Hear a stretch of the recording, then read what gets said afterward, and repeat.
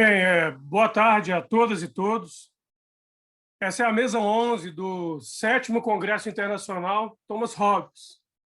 Teremos mais 3 comunicações, cada uma com 20 minutos de duração, e os 30 minutos finais eles serão para as perguntas. Eu peço, por favor, a todos que não forem apresentar, que desliguem as suas câmeras e os áudios.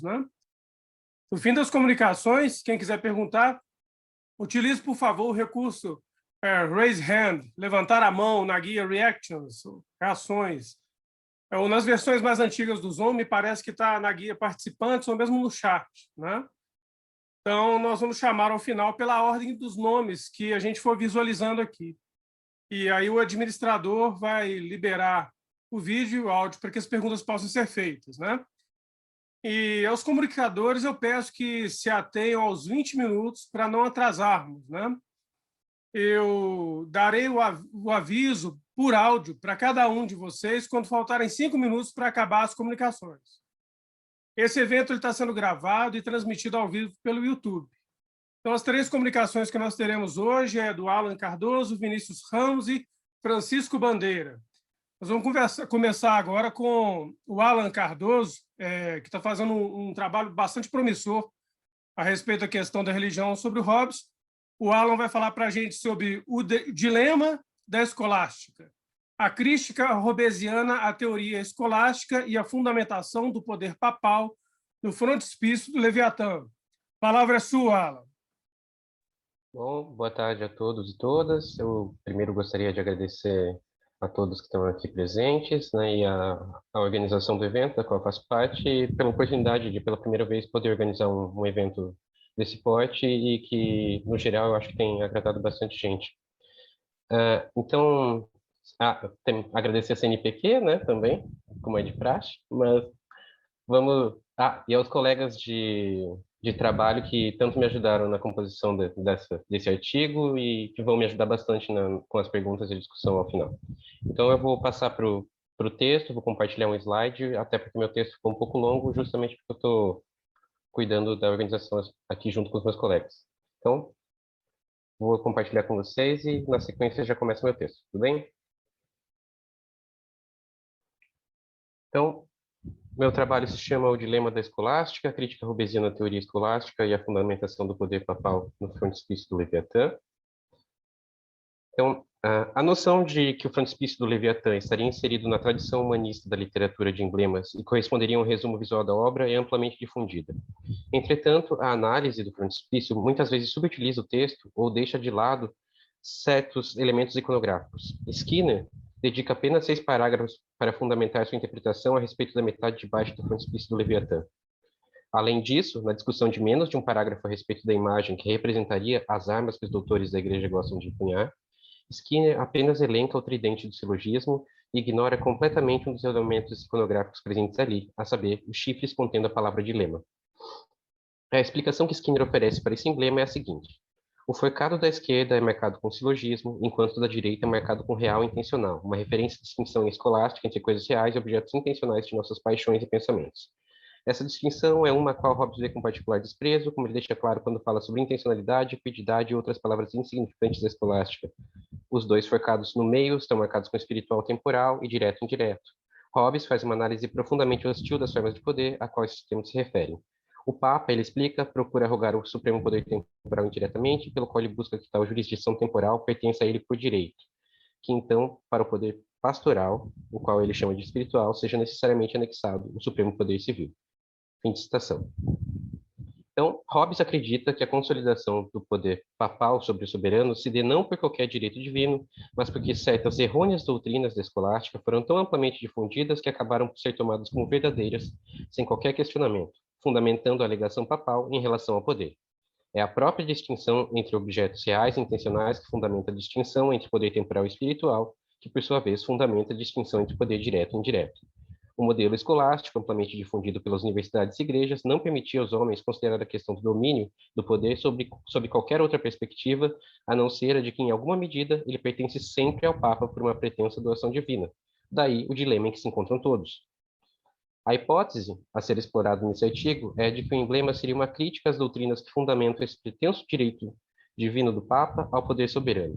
entre lógica e epistemologia falhas, expressas no tridente do silogismo e do bidente real intencional, ligados pelos chifres do dilema, teria adquirido lugar central no pensamento escolástico uma teoria política que sustenta e fortalece o poder da Igreja e do Papa sobre os soberanos cristãos, expressa nos bidentes espiritual temporal e direto e indireto. Sobre essa opção das expressões bidente e tridente, ao invés da expressão forcados pelo Skinner, eu considerei 3 hipóteses iconográficas distintas, que também são diferentes do Skinner, que a gente pode conversar mais ao final, se vocês quiserem ouvir um pouquinho mais. A proposta aqui é expandir a curta abordagem proposta por Skinner, oferecendo através da exegese textual da obra de Hobbes e da consideração de todos os elementos iconográficos, um arcabouço teórico mais sólido para essa interpretação, visando com isso delimitar um sentido para o emblema que o situa enquanto parte de uma perspectiva mais ampla no Leviatã. Os chifres do dilema. O termo dilema designa na retórica uma forma de argumento envolvendo um adversário na escolha entre duas alternativas, ambas sendo ou parecendo igualmente desfavoráveis para ele. As alternativas são geralmente chamadas de chifres do dilema. O dilema também era chamado de argumentos com chifres. A expressão na língua inglesa on the horns of a dilemma, nos chifres do dilema, pode ser traduzida pelas expressões entre a cruz e a espada ou ainda entre a frigideira e o fogo. Em sua única menção direta no Leviatã, o termo dilema aparece como uma difícil escolha entre duas alternativas igualmente danosas. Hobbes propõe que aqueles que acreditam na possibilidade de que a inspiração divina seja uma suposta entrada do Espírito Santo em um homem e não a aquisição das graças de Deus por doutrina ou estudo, encontram-se em um perigoso dilema. A saber, se não adoram aqueles a quem supõem ser divinamente inspirados, então cometem impiedade por não adorar a presença sobrenatural de Deus. Entretanto, caso os adorem, cometem idolatria, algo que jamais seria permitido pelos apóstolos.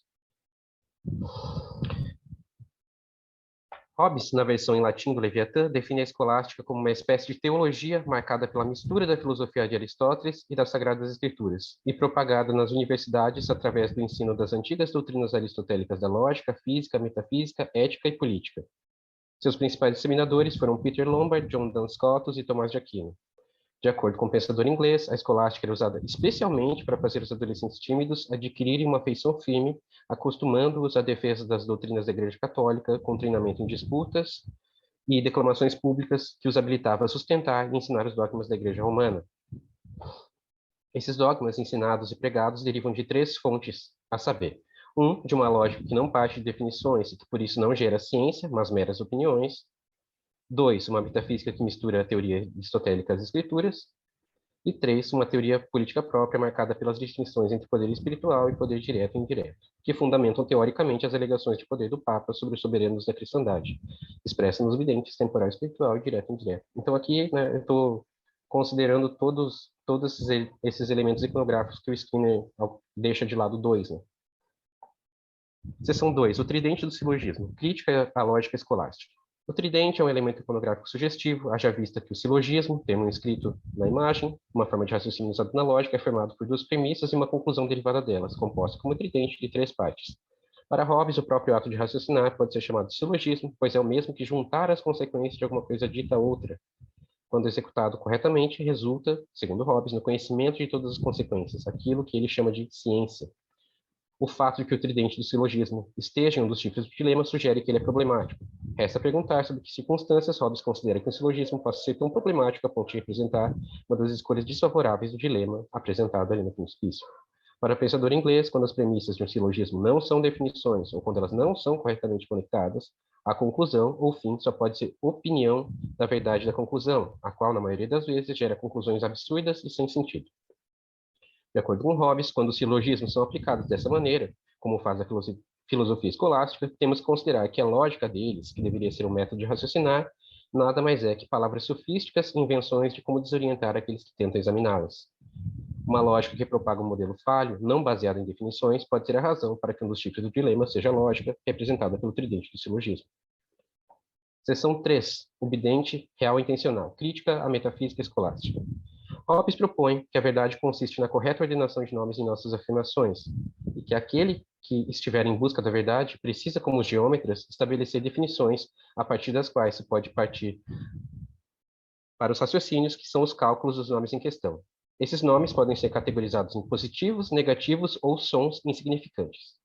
Os sons insignificantes são geralmente cunhados em latim ou grego, não podem ser entendidos pelo homem comum e são divididos em 2 tipos: novos que ainda não têm seu significado explicitado em definições, dos quais existem muitos inventados pelos escolásticos e filósofos, ou dois, a junção de dois nomes cuja significação é contraditória e inconsistente, como as expressões corpo incorpóreo ou substância corpórea, largamente disseminadas pela filosofia escolástica.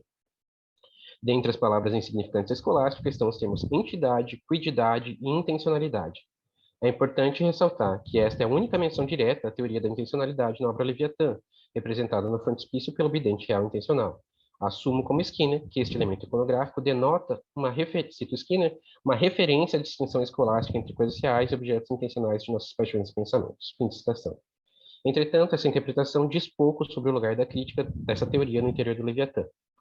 Como o termo intencionalidade aparece apenas uma vez na obra, para uma compreensão mais aprofundada do emblema e da crítica, resta investigar um termo usado por Hobbes que lhe seja correlato, como, por exemplo, species, dado que esse termo apresenta um maior número de referências ao longo do Leviatã, que ele é usado por Tomás de Aquino e tido na tradição escolástica quase como sinônimo de intento, de acordo com o comentador Spiegelberg. Aqui tem uma citação do Tomás de Aquino, no qual ele usa quase de maneira intercambiável as expressões.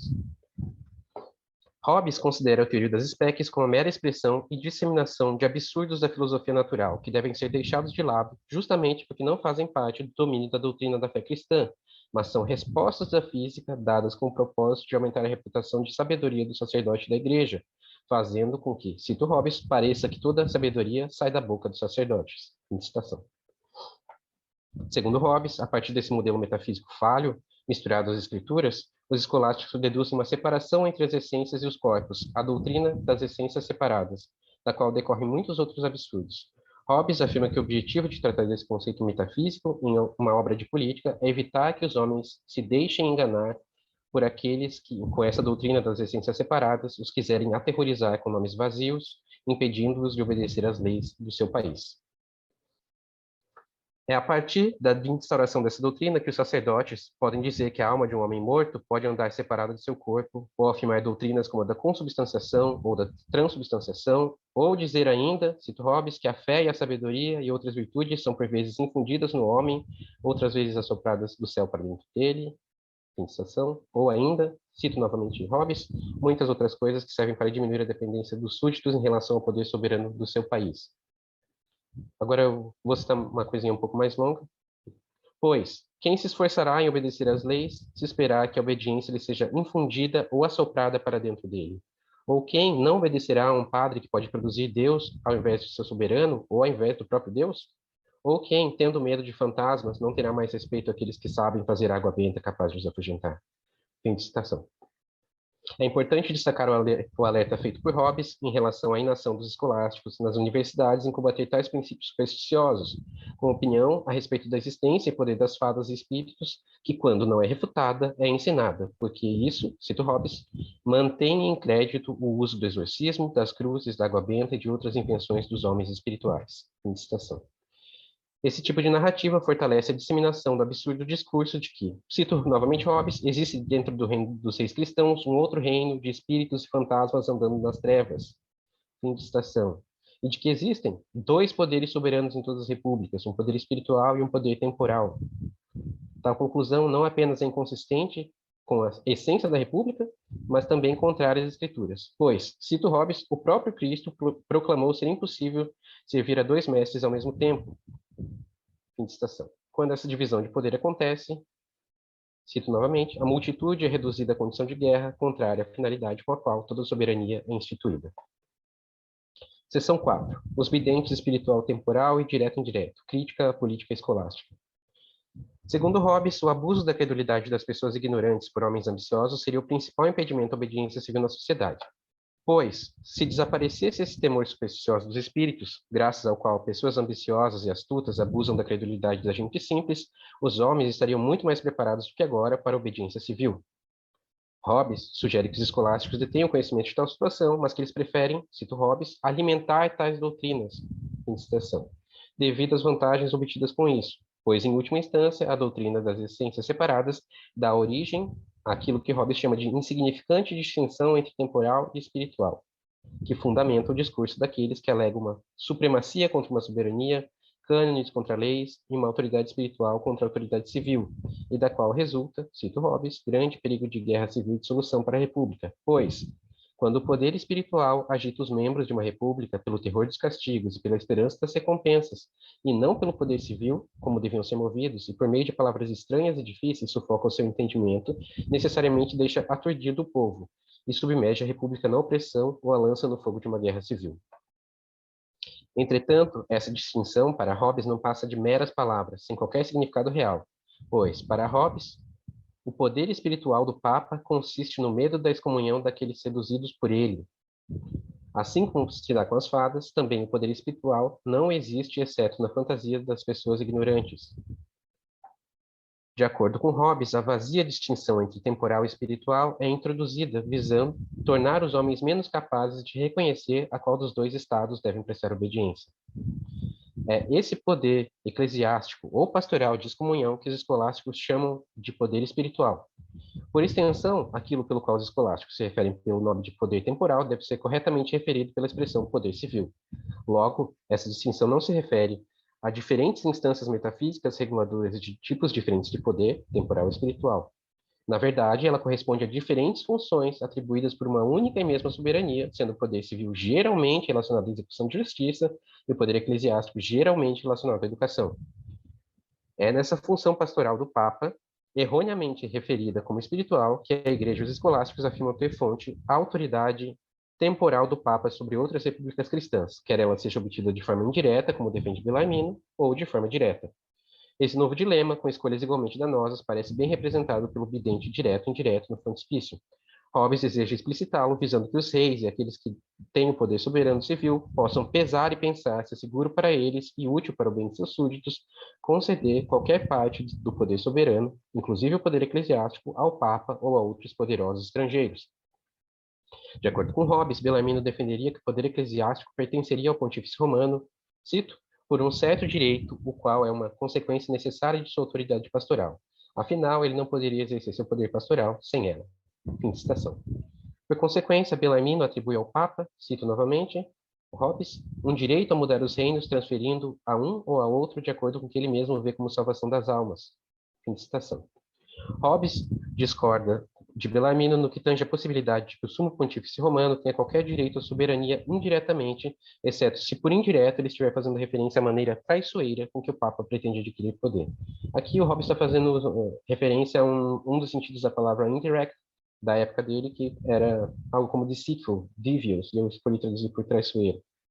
Quando é dito que o poder do Papa não pode se dar de maneira direta, deve-se entender que o poder soberano, cito Hobbes, não vem ao pontífice pela mesma via que os reis o obtêm, isto é, do pacto social expresso na submissão original daqueles que irão ser governados. Fim de citação. Seu poder, segundo essa teoria política... Oi? 5 minutos? Perfeito. Isso. Obrigado. Isto é, do pacto. Seu poder, segundo essa teoria política escolástica, se daria sem o consentimento do povo. Para Hobbes, o dilema se dá porque qualquer que seja a forma pelo qual o poder do Papa é adquirido, o poder é o mesmo. Essa é uma citação do Hobbes. Tornando o pontífice romano capaz de, cito Hobbes novamente, por direito roubar os domínios dos príncipes e repúblicas quando lhes parece conduzir à salvação das almas, isto é, quando ele quiser. Fim de citação. Surge em Hobbes uma grave denúncia em relação às pretensões papais, na qual o filósofo aponta para um possível uso instrumental da religião por parte do Papa para o aumento e consolidação de seu poder ou do poder da Igreja. A crítica proposta por Hobbes à teoria escolástica do poder adquire um significado profundo caso nos lembremos do objetivo do Leviatã, como delineado por Hobbes em sua autobiografia. Absolver as leis divinas diante dos grandes crimes sendo atribuídos aos comandos de Deus. Fim de citação. Além disso, como sugere Lionhorst, a crítica a esses conceitos é também uma crítica institucional das universidades que propagam tais doutrinas, e desta forma ajudam na manutenção e extensão do poder da Igreja Católica e do Papa. É importante destacar, entretanto, que a disseminação dessas doutrinas parece, para Hobbes, ter origem nos decretos dos concílios, que parecem ter sido usados para justificar e fortalecer as alegações de poder soberano pelo Papa, como no concílio de Laodiceia, no qual os doutores da Igreja, cito Hobbes, quiseram que suas doutrinas não fossem tidas como conselhos, mas como leis, começando a pensar em fraudes piedosas. Fim de citação. Ao fim e ao cabo, vemos despontar da metafísica da lógica escolástica essa uma teoria política equivocada e perigosa que fundamenta e justifica o poder da Igreja Católica e de seus representantes, através da disseminação de conceitos e definições insignificantes, como as ideias de separação entre poder temporal e espiritual, conceitos usados de maneira errônea para se referir entre a distinção entre poder civil e poder eclesiástico, e entre poder direto e indireto, as quais aumentam a probabilidade de uma guerra civil no seio da República. Então, conclusões. Ao final dessa análise, podemos concluir que a interpretação desse emblema se afasta significativamente daquela proposta por Skinner. Como forma de resumir os principais argumentos, gostaria de propor algumas comparações entre as conclusões obtidas por mim e aquelas desenvolvidas pelo comentador inglês. 1. Skinner não oferece qualquer explicação para os chifres do dilema, contidos no emblema. A interpretação que defendo aqui considera este um elemento central, destacando a lógica, bem como a metafísica escolásticas, como as escolhas danosas do dilema, e que, ao mesmo tempo, revelam que essas doutrinas fundamentam a teoria política escolástica, dando centralidade à retórica do poder papal.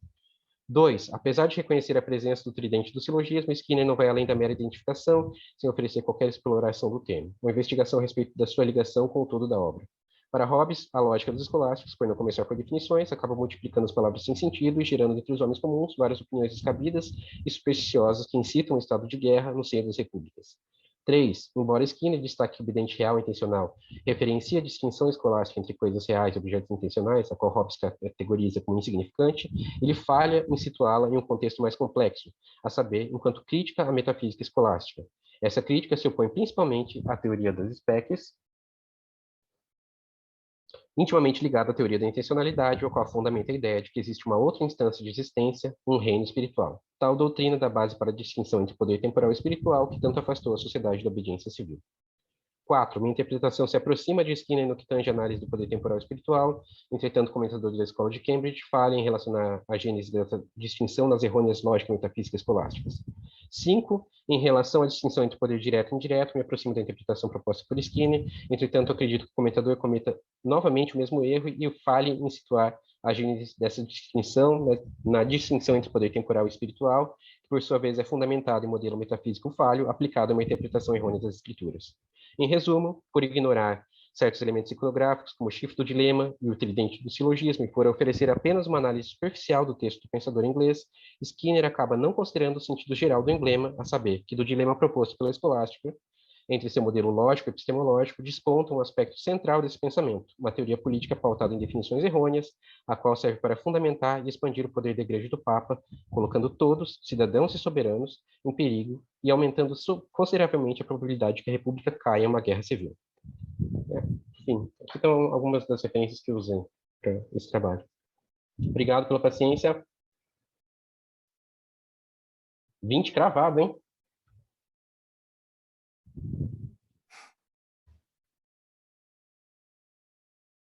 Obrigado, Alan. Ótimo. 20 minutos exatos. Agora, nós vamos chamar o Vinícius Antônio Ramos Zeca, Religião, Política e Retórica, contornos da relação entre fé e razão no Estado Civil de Thomas Hobbes. Oi, boa tarde. Boa tarde. O meu vai ser só texto, então acho que não precisa do slide. Na hora que puder começar, pode me avisar, por favor. Desculpe, você vai precisar do slide ou não? Não vou precisar. Tá dando para me ouvir então... direitinho? Sim, fica à vontade, Vinícius. Ah, bom, muito obrigado. Bom, primeiramente eu gostaria de me apresentar, né? Eu me chamo Vinícius Ramos, assim como o João comentou. Eu sou aluno de Relações Internacionais da Unesp e já parto para agradecer à própria Unesp, o campus de Franca especificamente, e também à FAPESP por me proporcionar a oportunidade de desenvolver ainda mais esse projeto. Não posso deixar de ressaltar a importância do meu orientador, Hélio Alexandre, que exerceu, além do auxílio na pesquisa, também o trabalho de me inspirar a pesquisar Thomas Hobbes. É importante observar também que eu ainda estou na metade da pesquisa, eu entreguei o meu primeiro relatório à FAPESP há pouco mais de um mês, então algumas coisas que eu vou comentar aqui não são concretas, eu ainda não terminei de formulá-las. Bom, meu programa de pesquisa é com base na relação entre a Igreja e o Estado em torno da obtenção de poder, né? E a análise foca-se no Leviatã e na investigação dos contornos mais elementares das relações entre fé e razão, ou então razão e retórica. Assim, também entra um pouco em religião e política, para compreender qual o papel das duas expressões presentes no capítulo 32, sendo elas cativeiro do entendimento e pílulas salutares. A pergunta principal dessa pesquisa é como Hobbes vê a religião e como que a soberania trata de garantir sua própria atuação nas vias da obediência civil. A hipótese parte principalmente de um pressuposto hobbesiano, que é o de que o maior dos poderes é o poder da maioria. Então, aquele que o obtiver, consequentemente, obterá o restante. Tecnicamente, por causa do pacto, o soberano já detém dessa obediência, mas pode ser visto principalmente na segunda parte do Leviatã, na segunda metade para frente, que a igreja procura sempre assegurar uma parte dessa equação com a atuação papística e por aí vai. Assim, a minha proposição é através da retórica religiosa e uma relação em que a igreja é subjugada ao Estado, tornando a religião em si uma instrumentalização da retórica, a fim de garantir a dominação da obediência civil. Ao analisar a trajetória filosófica de Hobbes, né, pode-se ver que houveram muitas mudanças no pensamento do autor, e ele faz quase que um trajeto entre o humanismo e o cientificismo.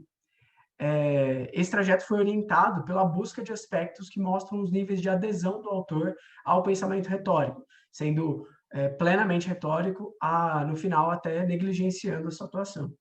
Então, o ponto importante aqui é a articulação da relação entre retórica e política, pensada como uma atuação da ciência, né? Então, o modo com que Hobbes a apresenta pode ser pensado tendo como horizonte a garantia da paz através da obediência civil. Em linhas gerais, pautando-se principalmente em Skinner, é possível compreender que houveram fases na filosofia do Hobbes acerca dessa retórica, né? Inicialmente, ele seguia plenamente a ars retórica, escrevendo poemas, trabalhando com famílias nobres para ensinar a retórica e a fala do discurso, e até que ele chega em um cientificismo radical, principalmente influenciado pelas ciências exatas, né? Como a geometria, a física mecânica, que alteraram sua perspectiva, de acordo com o Skinner. Essa afirmação se faz importante para a fase seguinte, que é a negação da retórica. O autor apresenta ela em Hobbes como temporária, né? E é possível ver que a defesa da razão como suficiente começa a prevalecer. E ele faz uma crítica ferrenha à retórica em Elementos da Lei do Cidadão. Mas a questão que também guia esse trabalho é que no Leviatã, uma década praticamente entre o intervalo entre as outras duas que eu citei, o Hobbes propõe uma união ou uma articulação entre a razão e a eloquência retórica. Ao investigar o motivo dessas mudanças e também interpretando tanto o Leviatã quanto o Skinner, é possível ressaltar que isso é uma diferença, né, entre o otimismo nas primeiras obras e o pessimismo no Leviatã em relação à capacidade da razão de persuadir o público. E essa mudança ela é apresentada através da reconsideração da retórica, e a trata não só como um recuo no pensamento do autor, mas como um retorno à interpretação anterior. Então, não é como se ele estivesse negando o que ele construiu, mas sim ele está utilizando a retórica de uma outra forma, a fim de ser um artifício capaz de persuadir os súditos em benefício da soberania e da garantia da paz. Essa é a minha interpretação. Então, a pesquisa parte para analisar como que isso se dá no Leviatã e no próprio Estado Civil. Ela é necessária, né? A obediência civil como um todo ela é necessária, porque a ciência ela é mostrada por Hobbes, né, como uma falta de um poder efetivo. Ele, na balança, ele coloca que o maior dos poderes é o da opinião, e a obediência civil seria, então, uma instrumentalização da retórica em prol de conquistar a opinião da maioria, porque as ações da maioria derivam das suas opiniões, e conquistando as opiniões, controlam-se as ações, né? Então, aquele que domine a opinião através das formas de obediência civil dominará também as ações, impedindo que o súdito descumpra o pacto e volte ao estado de natureza, assim garantindo a paz e a segurança. A eloquência ou retórica, portanto, acaba por ser uma demonstração de poder, por ser uma forma de aquisição do maior desses poderes, e se torna importante para Hobbes como um instrumento de garantia da política. Aqui é onde a obediência civil é capaz de relacionar a ciência e a retórica, porque ela pode se convergir entre leis e opiniões, ou então o soberano e as ações dos súditos. Pode ser traçado esse paralelo. Esse é um conflito exposto por Hobbes no Leviatã, e ele é configurado a partir da relação entre o Estado e a Igreja, majoritariamente. Tem uma frase que eu acho muito legal de citar, eu gosto bastante dela, da professora Yara Frateschi, que é que isso acontece da primeira à última página do livro. Então, os contornos desse entrave culminam em outras divergências, mas Hobbes preocupa-se principalmente com a manutenção da obediência civil nas mãos da soberania. Então, observando como as opiniões afetam a política do Estado hobbesiano, é possível enxergar de modo mais preciso o lugar que Hobbes atribui à retórica no cenário de manutenção da paz. Nesse sentido, a briga entre as instituições, Igreja e Estado, pode ter efeito não só sobre o que acontece com os súditos, mas especialmente sobre a opinião que eles têm de cada uma delas, tanto do soberano quanto da Igreja. Para afastar a guerra e manter a paz, é preciso que o soberano seja capaz de manter os súditos obedientes. Então, a hipótese que estabelece em seguida, né, é que para mantê-los assim, é preciso que eles tenham uma opinião positiva sobre o soberano e a soberania em si. Então, de acordo com o que eu trabalho na pesquisa e o resumo que foi feito até agora, parece que as verdades da ciência, elas não são suficientes para convencer os súditos a obedecerem. Então, afinal, ela é tratada como um pequeno poder ou um dos menores poderes. Então, por isso, o Hobbes precisa se voltar para os usos da retórica como um auxílio para a manutenção da paz e da coesão social. Então, é nesse sentido que ganha centralidade uma das expressões que eu citei lá no início, que é o cativeiro do entendimento. Essa parte agora, em seguida, né, ela não foi plenamente executada, então eu não consigo afirmar se minha hipótese pode ser considerada completa ou não, mas a questão é que a igreja exerceria o papel secundário, mesmo desejando ser o primário e executando algumas ações políticas para ser o primário. E o paralelo que eu pretendo traçar é com a verticalização da proposta de Kantorowicz. Ou seja, enquanto Kantorowicz trata como necessária a igualdade entre o místico e o político nas duas cabeças do rei, Hobbes veria como uma subjugação da igreja perante a política do soberano, certo? E a igreja seria, então, a maior das formas de instrumentalizar a retórica e fazer com que aquilo a ser passado pelo soberano, né, seja concretizado. Isso de forma indireta, no caso. Então, a igreja seria a instituição responsável por dissipar essa garantia da obediência civil. Consequentemente, a fé seria quase que o nome dado ao ato de escolher obedecer o rei divino, Deus, né? E a forma de garantir que o súdito está sobre o cumprimento do pacto. Agora, as frases e termos que mencionei lá no início, que são o foco dessa hipótese, né, podem ser interpretadas da seguinte forma. O cativeiro do entendimento seria o ato do súdito escolher deliberadamente limitar o seu cálculo racional, que Hobbes considera igualitário para todo mundo, né? Então, seria o ato dele escolher limitar o seu cálculo racional ao discurso religioso, mas não pelo fato de que não se deve questionar o soberano divino, que o próprio Hobbes cita, mas sim também, né, porque eles preferem não questioná-lo. E essa preferência se daria porque ele garante, através da retórica religiosa, coisas como vida eterna, o fato de estarem de acordo com aquilo que é previsto para a humanidade, que é aquilo que Deus fala. E isso são coisas que o soberano não consegue garantir sem uma divindade por trás dessa retórica. Então, já ao falar das pílulas salutares, quando Hobbes cita, ele se refere à adesão dos mitos e criações religiosas, principalmente no capítulo 32. E elas podem ser interpretadas como maneira de executar o cativeiro do entendimento. Traçando um paralelo com a religião, seria como se obedecer e aderir à retórica religiosa plenamente só sairia com frutos. Então, o súdito que obedecer plenamente à retórica religiosa estaria, portanto, cumprindo o pacto e obedecendo ao próprio soberano. E também tendo benefícios de não estar no estado de natureza, né? Já caso ele mastigue a pílula ou não a ingira, ele estaria basicamente contrariando o soberano, quebrando o pacto e perdendo a retórica religiosa que garantiria a ele coisas como a vida eterna e por aí vai, né? Então, voltando ao raciocínio inicial, a religião ela seria como um remédio para os súditos, ao mesmo tempo que os manipula em prol do pacto. E o motivo dela ser utilizada eu gosto de ressaltar bastante esse termo utilizada, seria pela insuficiência da ciência como um poder direto. Então, enquanto a razão é o foco, né? E a retórica ou religião cumpre o papel de dar significado à ciência para os súditos, ela garante que as opiniões não serão contrárias ao pacto ou prejudiciais à soberania.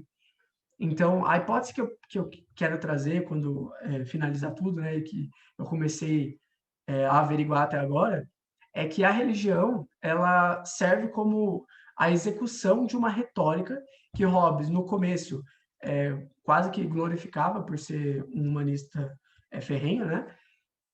Ele passa a negá-la, aí depois, no Leviatã, ele percebe que ele precisa dela para que o Estado soberano seja executado.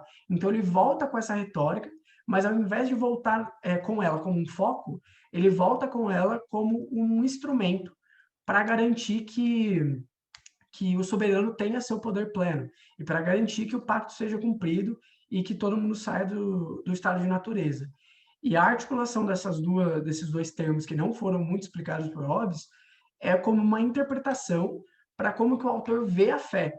Então, ele veria a fé como, basicamente, o ato dos súditos se sucederem, né, admitirem que são submissos a Deus e, consequentemente, ao soberano.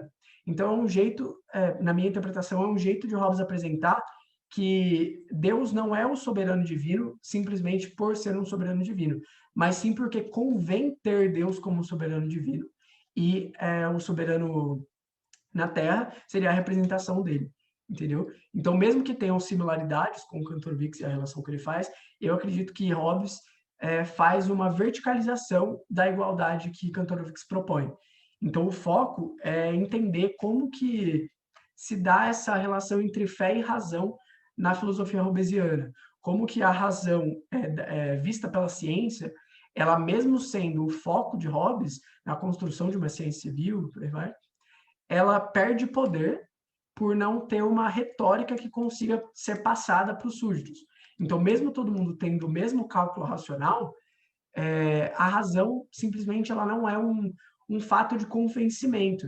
E aí Hobbes traz essa retórica que ele anteriormente havia negado como um instrumento para fazer com que a ciência, com que as leis e por aí vai, todos os traços do Estado Civil sejam aderidos pelos súditos. Bom, é isso, gente. Foi um pouco breve, que eu ainda não consegui terminar toda a pesquisa e averiguar todas as hipóteses, mas estou aberto a perguntas. Ótimo, obrigado, Vinícius. Agora a gente vai chamar o Francisco Dário de Andrade Bandeira, e ele vai nos falar sobre investigação sobre o conflito entre as autoridades civil e eclesiásticas no Leviatã. Francisco, está postos? Boa tarde. Eu vou apresentar uma investigação, né, sobre conflito entre a autoridade civil e religiosa no Leviatã, e vou me concentrar um pouco nas vertentes protestantes, ok? Embora aquilo que vai ser afirmado possa ser visto como uma crítica à Igreja Católica também, né, a Igreja Anglicana ali da época. Então, eu quero agradecer a oportunidade de apresentar essa comunicação. Não é o tema da minha pesquisa, mas essa comunicação é fruto de um trabalho que eu escrevi para uma disciplina, dado o interesse, né, que eu fui tendo à medida que estudava a obra O Leviatã, e por ocasião desse congresso, né, eu resolvi inscrever essa comunicação, e agradeço pela acolhida, e desde já agradeço também pelas observações e correções que forem feitas, dado que eu pretendo continuar a pesquisa, né? Então, a minha apresentação segue o seguinte esquema, né? Eu vou apresentar alguns contextos imediatos que envolvem a escrita do Leviatã, ou, mais especificamente, o contexto no qual Hobbes vive e que se relacionam com as críticas que vão ser apresentadas, que também servem para entender, né, os problemas que emergem e que são tratados no contexto do Leviatã, especificamente nas partes finais, quando ele trata dos aspectos de uma república cristã. Feita essa apresentação desses aspectos, eu vou apresentar qual é o problema no qual eu me concentro, quem são os agentes envolvidos e qual é a solução hobbesiana ali proposta. Não apenas no Leviatã, mas em algumas obras nas quais ele vem tratando da questão. E, finalmente, eu vou tentar fazer uma transposição para o contexto religioso, especificamente brasileiro, no qual nós vivemos, que eu vejo que tem herança, né, das práticas protestantes da época, e com isso eu quero destacar a relevância a importância dos estudos em Hobbes para compreender, digamos assim, um projeto de poder que está em desenvolvimento e como lidar com ele nos nossos dias. Então, eu passo a apresentação de alguns elementos que considero serem importantes para compreendermos a relação poder civil, poder eclesiástico, ali como aparece no Leviatã. Bem, Hobbes, nós sabemos, viveu ali entre 1588 e 1679. Né? Foi uma pessoa bem longeva. Né? E nesse mesmo século XVI, né, para o XVII, entre os séculos XVI e XVII, é importante observar que emergiu a Igreja Anglicana, a partir de 1533. Em 1536, aliás, entre 1536 e 1538, João Calvino encontra-se com Guilherme Farel, que o convida a permanecer auxiliando a implantação digamos assim, de uma compreensão reformada na cidade de Genebra. E Calvino permanece ali por 2 anos, em Genebra. Depois de certos conflitos com os líderes, né, da cidade, ele sai. Mas, tempo depois, em 1541, ele é convidado a vir para a cidade e permanece de 1541 a 1564, ano de sua morte. E é importante observar que Calvino empreende ali uma liderança, né, espiritual, mas que tem grande influência, né, na vida secular da cidade, né, na vida política da cidade. De forma que sempre houve tensões, e uma das causas dessas tensões era a insistência de Calvino no sentido de que Genebra fosse uma cidade verdadeiramente reformada, em que os valores da Bíblia, da Palavra de Deus, se refletissem em todas as áreas da vida pessoal e comunitária das pessoas, né, nas diversas instâncias.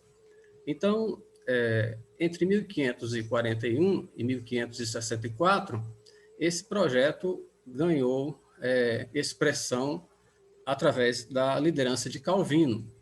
E,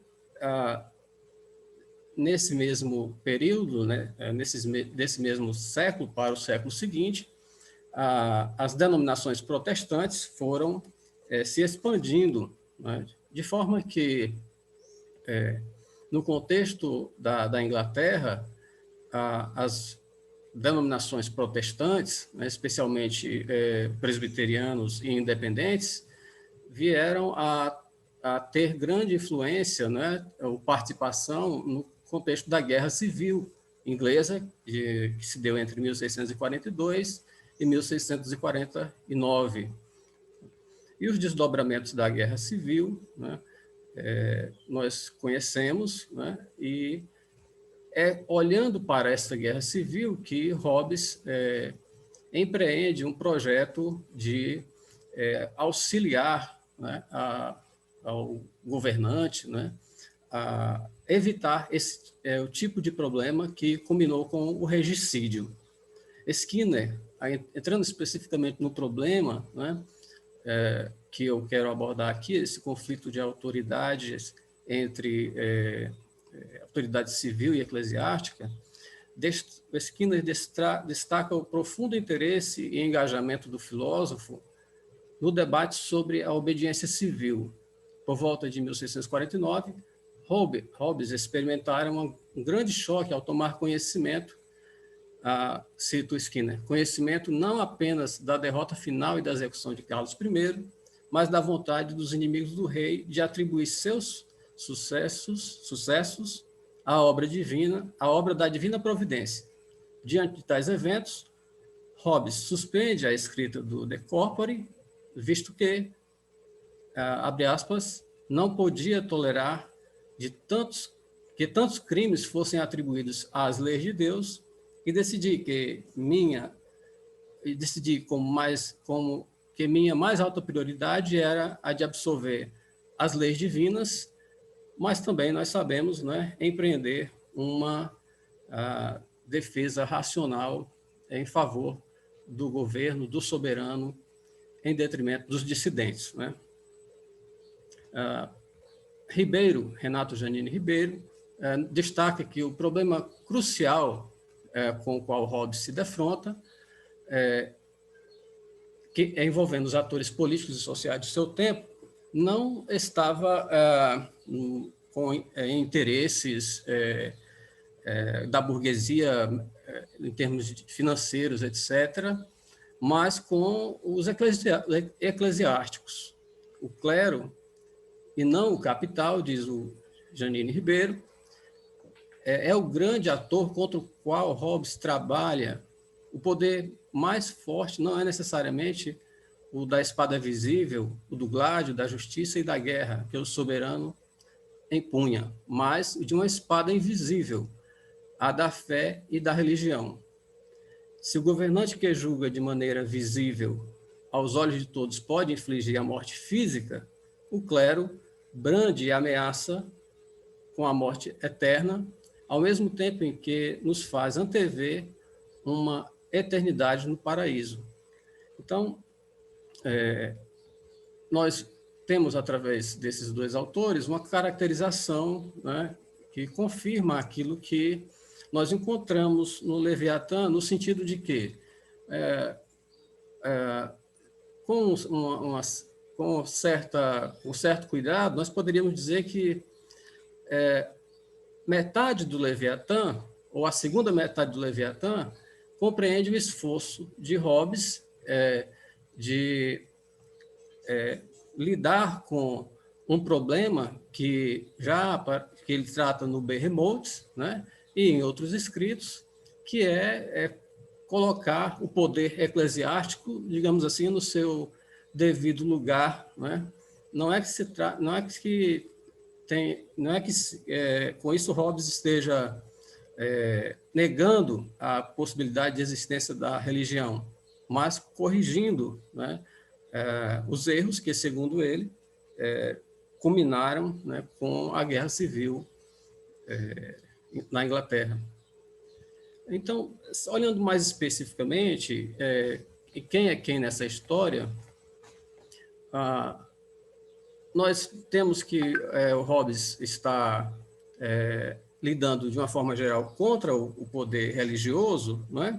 Mas cabe destacar o seguinte, conforme o Ribeiro, na obra hobbesiana, no que tange ao poder eclesiástico, o calvinismo e sua versão puritana inglesa, juntamente com o catolicismo romano, viriam a ter lugar especial como objeto de estudos por parte de Hobbes. especialmente na problematização e análise filosófica daquilo que ameaçava a constituição do poder do Estado soberano.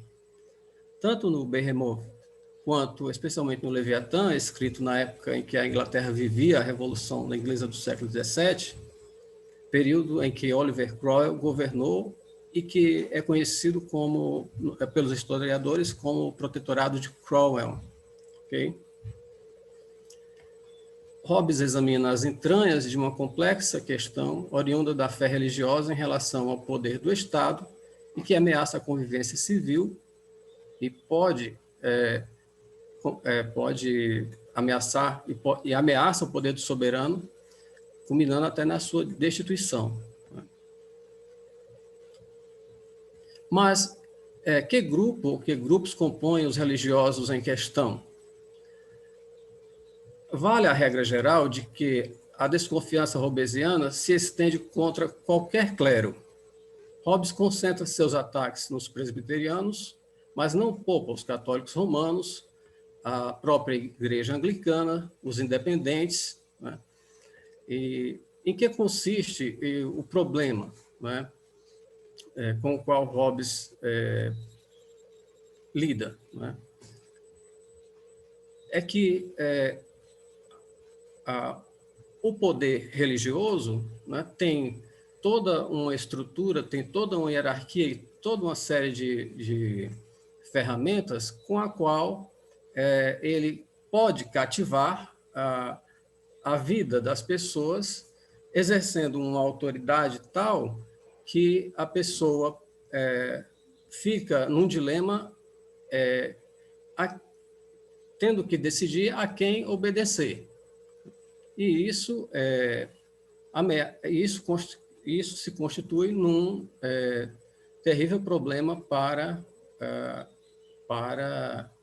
a estabilidade da República, a estabilidade do governo do soberano. Okay?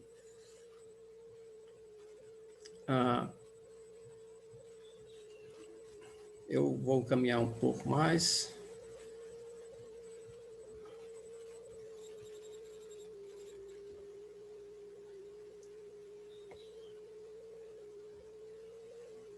Se dado esse conflito, né, de todas as causas, como então Hobbes articula uma solução? De todas as causas da desagregação do Estado, a mais grave é, certamente, a existência fora do Estado, até mesmo contra o Estado, de um poder igualmente grande e concorrente, que preconiza a obediência às próprias leis, ou melhor, que considera ser necessário obedecer antes ao sacerdote do que ao soberano. Então, Hobbes, no primeiro instante, né, na obra do Leviatã, articula uma explicação racional de como se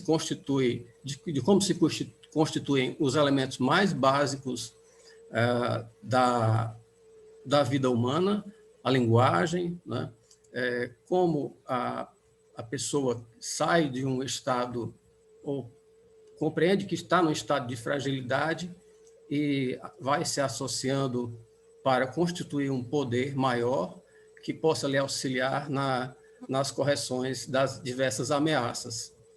E dessa primeira parte para a segunda parte, digamos assim, considerando isso partes maiores, Hobbes introduz uma nova hermenêutica para lidar com toda a tradição das escrituras e, com isso, anular ou mitigar as ameaças que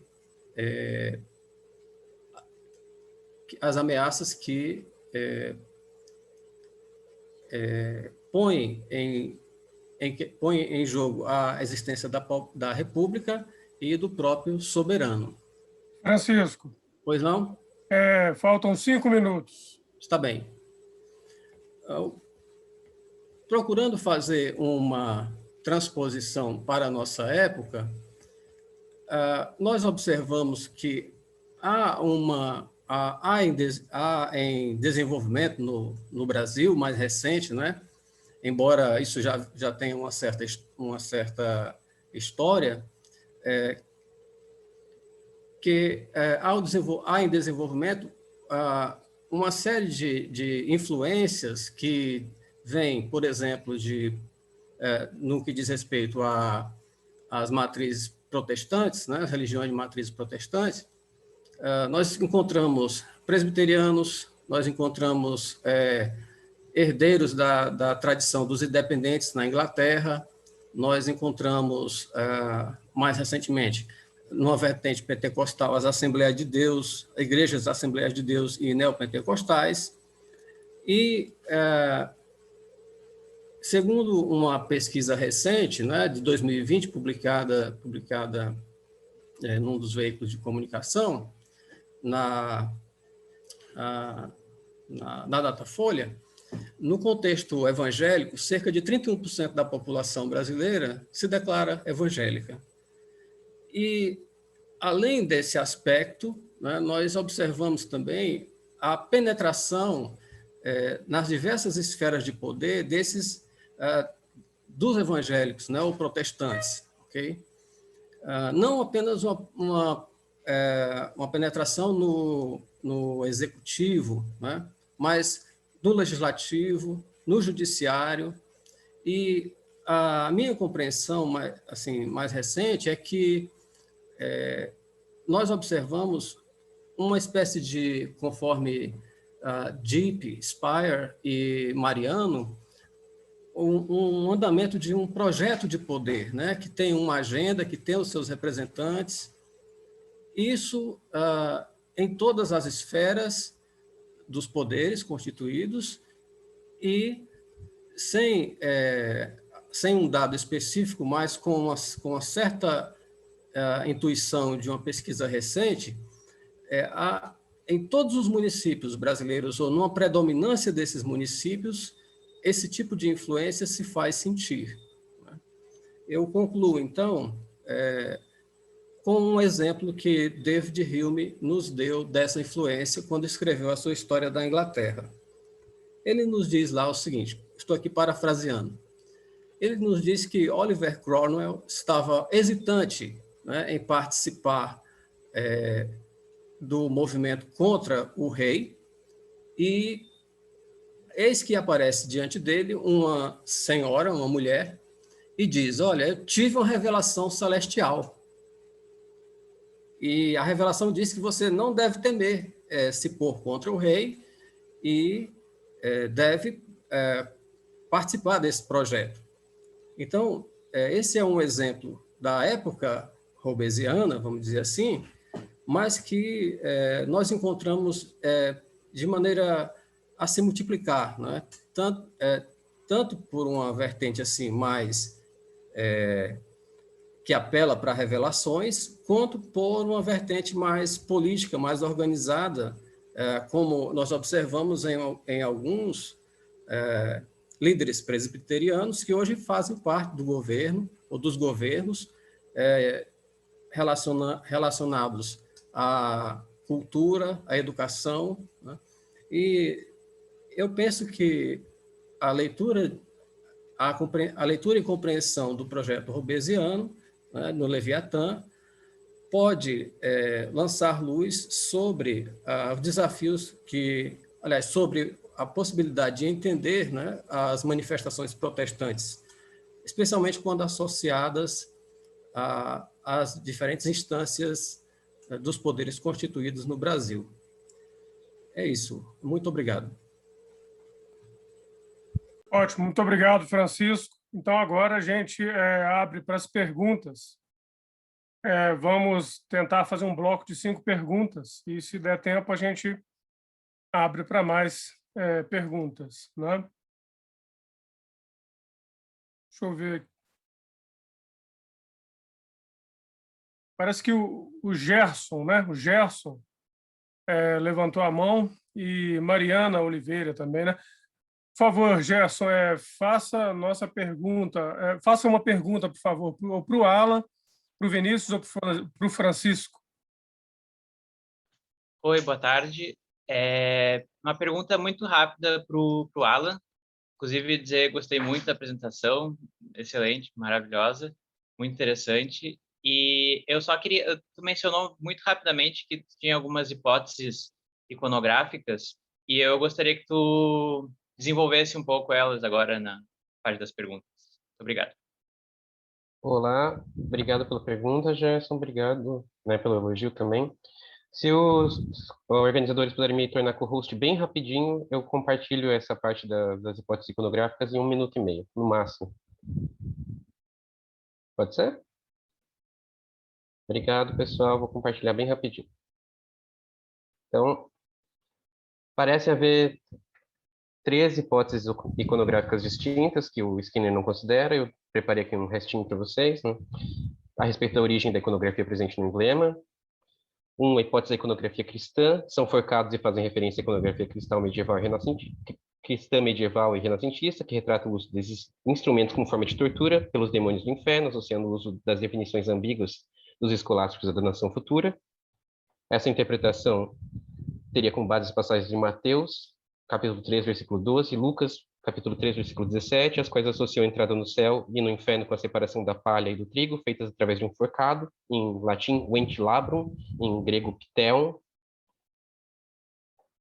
A segunda hipótese é a hipótese da iconografia do terceiro estado e revoltas camponesas. São forcados e fazem referência à iconografia da primeira modernidade, relacionados ao terceiro estado e às guerras e revolta dos camponeses, que aconteceram na Europa nos séculos XVI e XVII, como, por exemplo, a Revolta Friuliana, de Veneza, em 1511, a Revolta dos Camponeses Eslovenos, em 1515, a Revolta dos Exércitos Negros de Arum, nos Países Baixos, em 1515, a Guerra dos Camponeses Alemães, em 1524, a Rebelião de Ket, na Inglaterra, em 1549, a Guerra dos Camponeses na Alta Áustria, em 1625. E a terceira hipótese, que é a que eu mais me inclino, é a hipótese da iconografia clássica. Os bidentes e tridente referem-se à iconografia clássica e remetem aos deuses Hades, bidente, e Poseidon, tridente. O bidente seria um símbolo associado, portanto, à ideia de submundo e morte. Na mitologia grega, o tridente de Poseidon está associado a atos de poder, como a criação de fontes de água ou a fixação da ilha de Delos ao fundo do mar. Então, a diferença entre os objetos no emblema se daria porque os silogismos não são instrumentos de uso exclusivo da escolástica. A hipótese textual para a escolha do vidente parece ser as ambíguas palavras da escolástica. Né? E por último, né, então, dado que, como bem documentado pelo Skinner, o símbolo acima dessa célula representaria um raio que originalmente se referia à vingança de Júpiter, como a célula acima faz referência à iconografia clássica, tendo a assumir que esta é a hipótese iconográfica mais plausível, independentemente das diferenças entre elas. É fácil notar que qualquer uma delas comporta a ideia de que esses elementos apontam para um aspecto negativo da aplicação dos conceitos neles circunscritos, sejam eles expressos na danação, com os demônios, na guerra civil, com as armas dos camponeses, ou na morte, com Hades. Todos os videntes parecem representar dilemas particulares, com distinções e escolhas igualmente perigosas. Tal aspecto parece revelar mais nuances no emblema e sua relação geral com a obra, assumindo como Skinner que ele compõe parte de um resumo visual do Leviatã. Então, o que gera uma sexta conclusão, aquela assim que eu já tinha feito, né? A sugestão de Skinner de que o grande painel mostra as não menos mortalmente afiadas armas que os doutores da igreja gostam de punhar, apesar de vaga e sem fundamentação textual, parece correta. Com a fundamentação teórica adequada, podemos afirmar que essas armas empregadas por ele são as doutrinas escolásticas difundidas nas universidades. As armas, entretanto, não são claramente definidas por Skinner, que as referencia genericamente como forcados, sem esclarecer qualquer detalhe histórico ou textual desses instrumentos. Levantei as 3 hipóteses iconográficas principais, a hipótese da iconografia cristã, do terceiro estado e camponeses, e a hipótese iconográfica clássica, a qual a minha tese tende a se inclinar. Caso assumamos como Skinner que o frontispiece compõe parte de um resumo visual do Leviatã, vemos que essas hipóteses revelam mais nuances no emblema e sua relação geral com a obra do que a interpretação proposta pelo historiador de Cambridge. Basicamente isso. Obrigado pela paciência de novo.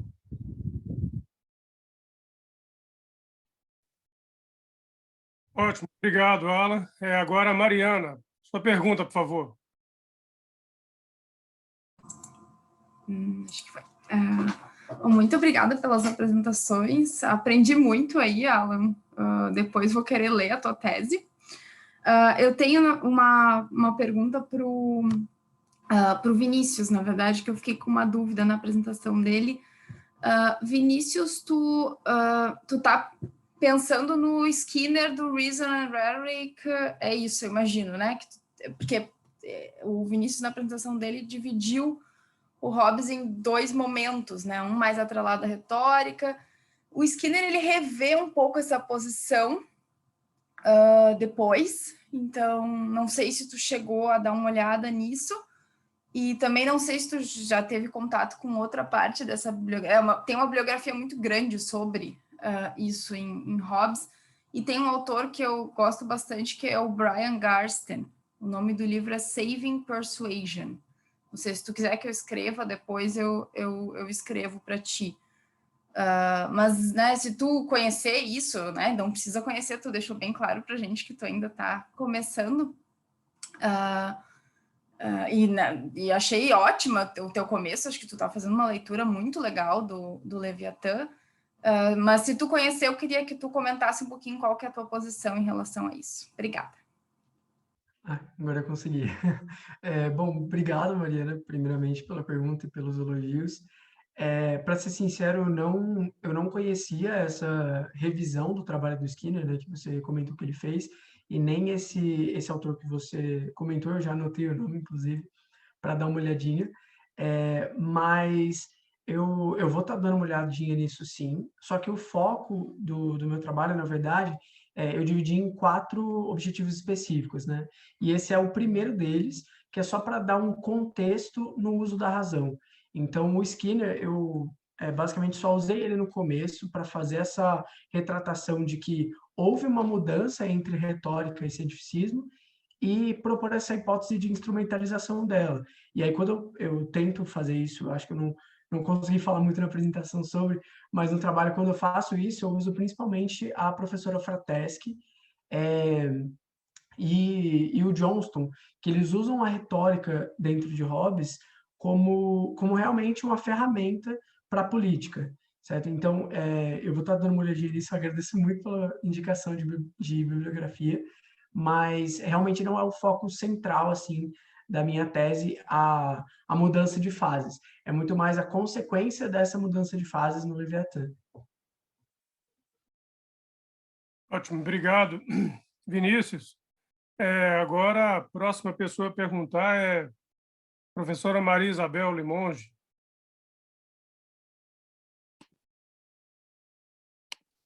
Boa tarde a todos. Eu queria começar parabenizando todos os membros da mesa.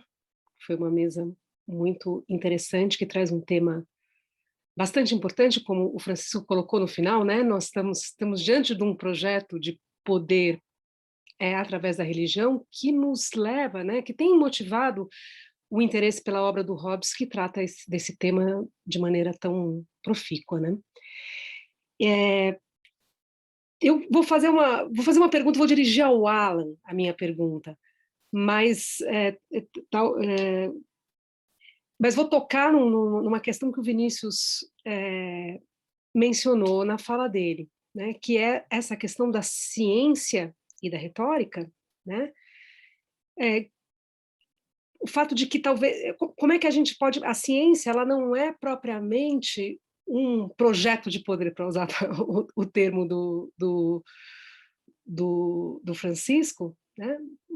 Mas ela envolve uma racionalização da vida social e da vida política, quer dizer, ela é um instrumento de racionalização, né, de constituição da soberania, mas não, ela não é muito efetiva enquanto instrumento de poder na disputa do poder social, como é a retórica, né? E, bom, ao que tudo indica, Hobbes percebeu que ele não podia passar ao largo, né, desse importante instrumento, inclusive para dar poder à sua própria ciência política, né? E, bom, tendo isso em vista, como você vê, Alan, a importância desse frontispício enquanto elemento retórico de persuasão, o frontispício em especial e toda a iconografia e os emblemas ali utilizados? Por que é importante, segundo você, descer aos detalhes de toda essa emblemática, né, compreendê-la profundamente? Você está fazendo isso com bastante detalhe, bastante competência, né, nos informou muito, analisou todos os elementos, né, de um dos emblemas desse frontispício. Mas eu queria entender de você por que é tão importante, queria ouvir de você, né, por que é importante, tendo em vista toda essa discussão que foi feita na mesa, né, analisar com tanto detalhe esse frontispício. Obrigado pela excelente pergunta, Bel. Eu vou tentar ser breve, é uma pergunta abrangente, né? Mas basicamente, né, como você falou, assim, a ciência, pelo menos a maneira que o Hobbes a concebe, ela é um pequeno poder, né, como ele diz. Então, existem outros elementos que são muito mais fortes. O século XVII é o século da visão, né? Ele é o século dos instrumentos visuais, ele é o século no qual as emblematas estão pegando mais forte, né? E por que que isso acontece, né? Eu vejo principalmente por dois motivos a presença desse frontispício e que eu vou tentar resumir. Primeiro, assim, né, como eu coloquei a citação ali bem brevemente da autobiografia em verso do Hobbes, né, a Vita Carmine Expressa, o Hobbes ali diz que ele fala assim, né, escrevo para meus ingleses, né? Então ele escreve em inglês, mesmo dominando o latim, ele prefere fazer essa escrita em inglês e parar o de corpore por causa da situação política da Inglaterra na época e tentando conversar com o maior número de pessoas possível. A ideia, né, por trás dos emblemas e por trás dos frontispícios, né, é que uma imagem é um mote da Renascença, uma imagem vale mais do que 1000 palavras. Então, isso aqui serve para todos aqueles que não sabem, basicamente, ler tão bem, né? Então, se você não entende pelo que está escrito no texto do Hobbes, você vai ali na figurinha e tipo, você, com os elementos iconográficos da época, ver as hipóteses interpretativas possíveis, né? Esse é o meu esforço, então, em remontar as hipóteses iconográficas e em priorizar uma em detrimento das outras duas, é de que é necessário... qual dessas imagens faz mais sentido, né, para aquele povo? É lógico que é uma posição completamente anacrônica, né, mas me baseando na argumentação do Skinner, né, eu tendi mais a iconografia clássica, justamente por causa que as emblematas também estão relacionadas muito mais com esses elementos do que com outros. Enfim, resumindo, né? Primeiro, porque ele tem um projeto político, ele para o projeto científico, assim, dele, mecanicista, por assim dizer, para escrever para os ingleses dele, justamente porque estão acontecendo muitos crimes sendo atribuídos aos comandos de Deus, e, em segundo lugar, porque essa imagem, ela vale mais do que 1000 palavras, ela resume esse contexto, principalmente para aqueles que não vão ter o domínio da leitura ou o domínio pleno da leitura de um texto filosófico. Não sei se me fiz claro, mas era isso. Obrigada pela resposta. Ótimo, Alan, obrigado. Agora a gente tem uma pergunta do Michel Platini. Pode fazer a sua pergunta, por favor, Michel? Boa tarde. Satisfação, mais uma vez, falar com todos. Bom, a minha pergunta é para o último que apresentou na banca, né, na mesa, que eu não me recordo muito bem o nome dele. A minha pergunta é o seguinte: se a gente for olhar para a Escritura Sagrada, o Antigo Testamento ele tinha esse viés de um poder humano sendo representado teocraticamente, como se Deus fosse o representante teocrático na Terra. A visão do Novo Testamento ela é uma visão um pouco diferente, trabalha mais esse princípio de um reino eterno, mas sempre a religião foi utilizada para trazer esse pressuposto para dentro do ambiente social do Estado. A minha pergunta é: a gente podemos ver isso em toda a história comum, secular, como na história da filosofia, até mesmo na história da teologia, a gente vemos os povos todos utilizando do meio religioso para subjugar povos, línguas e nações. Então, a minha pergunta é: você acha que hoje, o último candidato, hoje, no termo político que o Brasil vive, isso está sendo usado pelo Poder Executivo, mais uma vez? Grato pela oportunidade. Olá, Michel. Obrigado pela pergunta. Eu só ressalto que, para o Hobbes, na hermenêutica hobbesiana, ele vê que essa relação religião, especialmente no Antigo Testamento, religião e monarca, né, vai passando por um processo de sujeição da religião ao monarca, especialmente no Antigo Testamento, e que não existe esse projeto para o Novo Testamento. E em relação aos nossos dias, eu não quero me comprometer dizendo que existe toda uma arquitetura em relação a usar a religião para determinados fins. Mas o meu ponto nesse trabalho é destacar que as compreensões, as compreensões e muitas das denominações que estavam presentes já na Inglaterra hobbesiana e que, de certa forma, cooperam para uma ameaça da monarquia e comprometem, no entendimento hobbesiano, né, o governo da República, a existência do Estado, estão presentes nos nossos dias. Evidentemente, nós não experimentamos a mesma forma de governo, mas nós temos a presença, nós temos as intenções de influência e de participação, e nós deveríamos estar atentos às identificações que Hobbes faz daqueles interesses e comparar com se esses interesses ainda são vigentes. E também, agora me ocorre que o Spinoza, né, é um leitor e é influenciado pela exegese e hermenêutica hobbesiana das Escrituras. E Spinoza via que,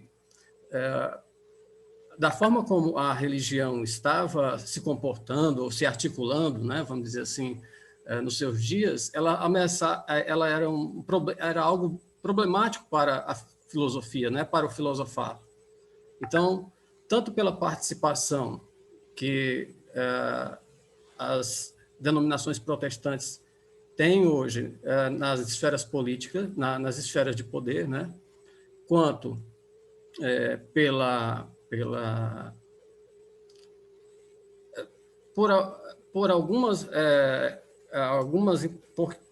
porque algumas vertentes religiosas desenvolvem ainda nos nossos dias posições hostis à filosofia, nós deveríamos estar atentos a esses autores.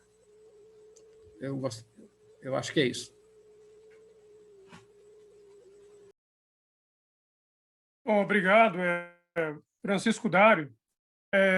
Acho que o próximo agora é o Marcelo Oliveira. Marcelo Oliveira, se você puder fazer uma pergunta, por favor, sucinta, que acho que nós vamos conseguir abrir para mais uma rodada de perguntas. Por favor, Marcelo, sua pergunta.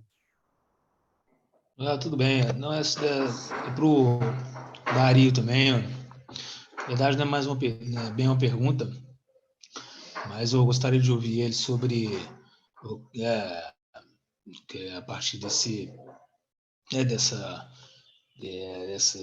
abordagem histórica aí dele, o que ele pensa mesmo da posição final, né, religiosa do Hobbes, né, tendo em vista assim, alguns próprios, né, fatos aí da biografia, né, a necessidade aí que ele se impôs aí, porque aparentemente, né, foi imposta para ele do exílio, né, no momento então em que, como ele citou, né, ele não citou os historiadores, né, mas pelo protetorado do Cromwell, para outros historiadores é mais o período do terror, né, no momento em que o parlamento se dissolvia, ele saiu, né, ele se impôs um exílio, um longo exílio, né, e também até onde percebo o próprio, enfim, já que estamos aqui falando de frontispícios, né, o próprio subtítulo do Berremot, o longo parlamento,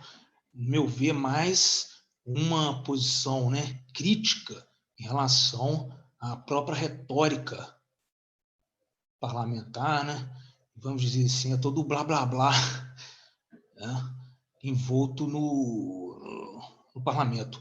Então, em relação a isso, esse é um traço aí, né, da posição política dele.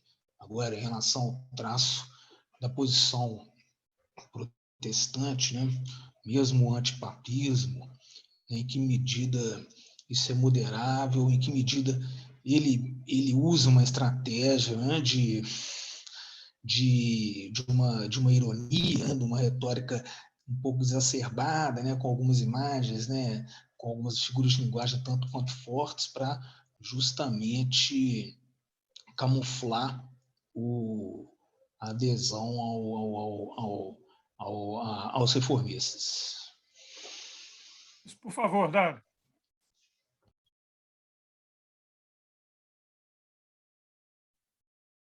Já vamos abrir seu microfone. Ok, obrigado. Marcelo, não é isso? Ok. Marcelo, obrigado pela pergunta. Eu estou escrevendo um pequeno trabalho que tem tudo a ver com a minha apresentação, né? No trabalho eu desenvolvo alguns temas aqui, que eu mencionei aqui, e eu quero arriscar responder a tua pergunta, a tua indagação, com uma passagem do trabalho que diz assim: no contexto dos debates sobre as posições religiosas de Hobbes, né, é importante compreender que tipo de tratamento e compromissos Hobbes empreende em relação à religião. Isso é o Agostinho Lupoli, num compêndio recente, que sugere o seguinte: por um lado, há aqueles que afirmam que Hobbes tinha um propósito meramente oportunista ao tratar de temas teológicos. Por outro lado, há os que afirmam que a filosofia de Hobbes contém uma contribuição teológica real, ou que a sua filosofia política se baseia em pressupostos e conceitos teológicos, e que ele não é um filósofo irreligioso, diz o Agostinho Lupoli. Ainda diz o seguinte: a verdade é que é muito difícil chegar a uma avaliação neutra sobre o compromisso teológico de Hobbes, porque nenhum filósofo ou historiador do pensamento político moderno aborda o assunto de forma totalmente gratuita, descompromissada e sem vieses, não é? Além disso, o autor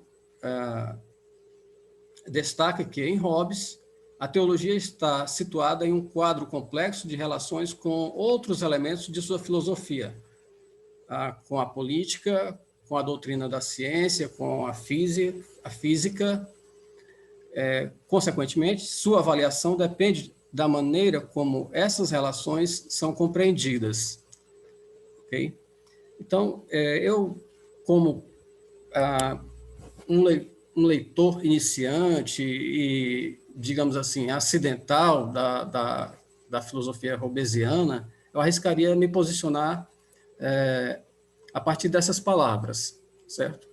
Agora, eu ressaltaria o seguinte, que do ponto de vista dos argumentos que Hobbes arregimenta para a sua exegese e hermenêutica, ele se beneficia de algumas interpretações dissidentes, digamos assim, do mainstream exegético hermenêutico, especialmente daquelas que estavam já em vigência na Inglaterra, quer pelas iniciativas da Igreja Anglicana, quer pela iniciativa das denominações protestantes. É isso. Obrigado, Francisco Dário Bandeira. A gente tem, então, mais 4 minutinhos, né? E tem uma última pergunta que a Maria Isabel Limonde fez pelo chat. É para o Alan Cardoso, né? Então, Alan, eu te perguntaria ainda, você entende que o tema da religião e do uso da linguagem e da filosofia como instrumentos do poder é um tema central no frontispício? O frontispício estaria organizado em torno dessa temática? É isso, fundamentalmente, o que se quer fazer ver? À vontade, Alan. Bom, em primeiro lugar, sim, ele é um dos muitos temas centrais. Essa é uma das vantagens da imagem, né, dos emblemas, é que elas podem contar várias histórias diferentes. Qual que é a... Não, vou colocar assim, né? Esse emblema em específico, né, da linguagem da escolástica, das armas escolásticas, ele não é o foco do frontispício, né? Justamente porque ele está ali embaixo, né? O foco do frontispício é a união através da pessoa fictícia, feita através da linguagem, do gigante Leviatã. Tá. Dito isso, então ele é uma das premissas dessa questão. O frontispício, então, entre muitas outras coisas, ele vai revelar essa teoria do poder do Hobbes para mim, né? Então, em cima, se a gente tem o poder potestas, embaixo, ali na metade de baixo, a gente tem o poder potentia, né? Um dia eu posso explicar com mais propriedades para vocês e com mais tempo, quando minha tese estiver escrita, eu acho. Mas essa é uma parte que eu ainda não terminei de escrever. Tá, então a parte de baixo, que é que eu estou focando, seria uma espécie de teoria a respeito da potência, dividida, então, em dois tipos de poder. Primeiro, né, o poder temporal, na coluna da esquerda, com a fortaleza, a coronet, o canhão, as armas e a guerra civil com exércitos indistintos. E o poder dito espiritual, né, que seria esse da igreja, da mitra, do raio da excomunhão, das armas dos escolásticos e das disputas ou concílios, né? Para mim parece mais uma disputa, né, essa última célula do emblema ali, mas tem gente que defende a ideia de que são concílios. Também posso, quem sabe, no próximo congresso explicar esse outro emblema ali de baixo. Tá. Então, essa divisão, o que o Hobbes quer mostrar assim, é que essa divisão de poder entre temporal e espiritual é errônea e ela resulta na disputa, na guerra, que está ali nessas colunas, nessas células mais de baixo. A guerra civil ali embaixo e as disputas dos termos espirituais, por assim dizer. Dali até em cima, tipo, da guerra civil até a fortaleza e das disputas entre os religiosos até a igreja, a gente tem uma teoria da formação desses poderes. A da coluna da esquerda corresponderia, por exemplo, ao capítulo 10 e 11, por assim dizer, né? Mais o capítulo 11, que é essa reunião de forças, e a coluna da direita corresponderia ao capítulo 12, né? Todo o problema da potência, da religião como potência. Tá. A ideia do projeto era escrever sobre todo o frontispício, mas a realidade do projeto é que eu vou escrever 5 temas sobre essas células da coluna da direita, que são sobre o poder espiritual. Então, a ideia então é que existe uma tese geral do poder, ali em cima representada pela potestas, embaixo pela potência, que se divide, né, de maneira errônea entre temporal e espiritual, e que deveria ser dividida entre civil e eclesiástico. Então, respondendo, sim, com ressalvas, Bel. Ela é parte fundamental, mas esse emblema específico não é o creme da torta. Ótimo, obrigado, Alan. A gente tem mais um minutinho, acho que dá para a professora Patrícia Nakayama fazer a pergunta dela. Por favor, professora. Oi, eu só queria fazer um comentário, na verdade, para o Vinícius, né, que ele respondeu a Mariana aí a respeito da observação que ela fez, que ele está comparando o Johnston com o Skinner. Eu acho importante fazer uma observação, Vinícius, que o Skinner está trabalhando da retórica do ponto de vista da história da retórica, conceitualmente. E ele revê mesmo essa posição aí, conforme a Mariana disse. Agora, o Johnston já está utilizando a palavra retórica num sentido mais geral, até pejorativo, né? Que no nosso contexto usual, a gente utiliza a retórica num sentido pejorativo, né? A pessoa está usando de retórica. E quando, na realidade, no século XVII, né, a retórica era uma disciplina, né, desde a antiguidade, né?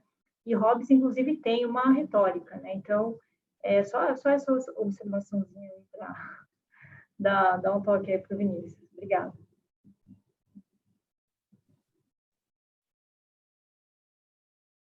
Vinícius, quer comentar alguma coisa? Eu só queria... Oi, dá para me ouvir? Sim, pode falar. Eu só queria agradecer pela colocação. Eu realmente não tinha pensado nessa distinção e eu vou estar correndo atrás de tentar corrigir isso. Muito obrigado. Isso. Então, obrigado, Vinícius. Obrigado a todos os participantes da mesa, né? É bom que o tema da retórica nós encerramos com ele, né? Vinícius está falando da retórica da religião, porque nós vamos ter daqui a 15 minutos a próxima mesa, acredito que seja a mesa número 12, e ela vai tratar especificamente da questão da retórica. Então, só 15 minutos para tomar um cafezinho, gente, e daqui a pouquinho a gente continua com o congresso. Um abraço a todos.